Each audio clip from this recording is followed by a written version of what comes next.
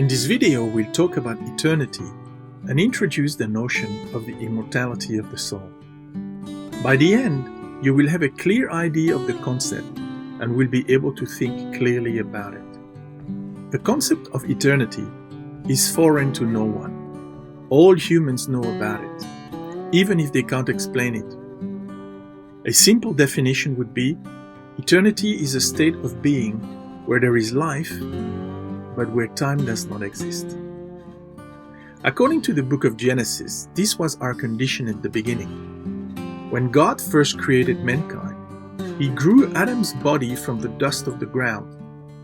That body was fully grown, but it had no life in it.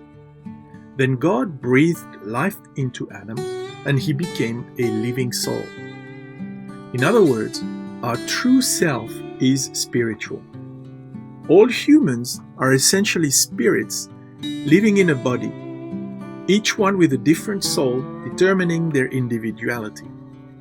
We are spirits with a soul, and we can exist in this material world because we have bodies.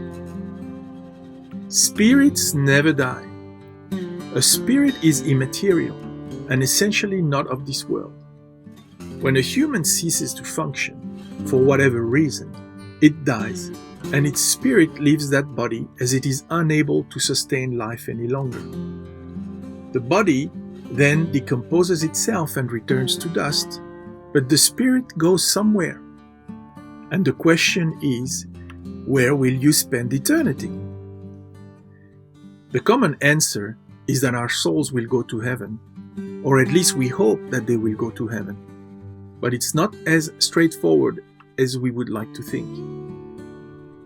At the beginning, our spirits were in full communion with the divine. By reading the book of Genesis, we realize that Adam and Eve talked to God face to face every day.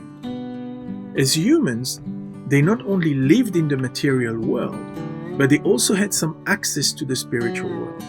They lived in what we could call the miraculous every day. Unfortunately, that part of them died when communion with God was severed. Humans lost their access to the divine by failing to follow the instructions that were given to them. Consequently, mankind's interaction became limited to the material world only. The human spirit, therefore, in its present state, cannot access the reality where God lives. The separation was meant for this life and the next. And while mankind's efforts to reunite with the divine have been ongoing since then, whether through the arts, religion, or other avenues, all efforts have been without success. Without help from above, there is no way to regain what was lost.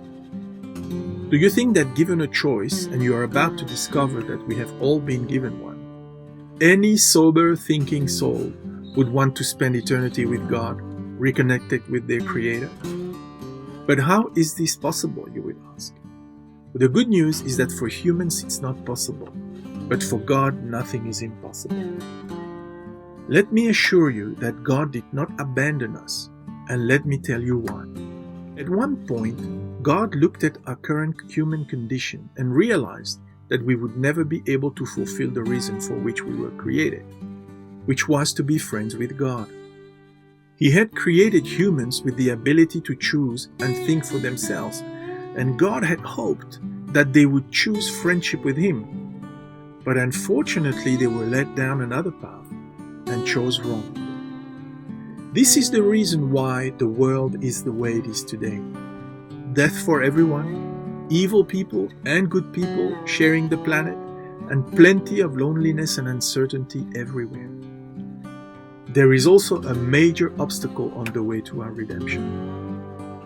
God is a perfect being, and therefore is a righteous God, which means that He always does what is right. Ask yourself, how could a perfect God restore us to the divine life when all of us are disconnected because of disobedience?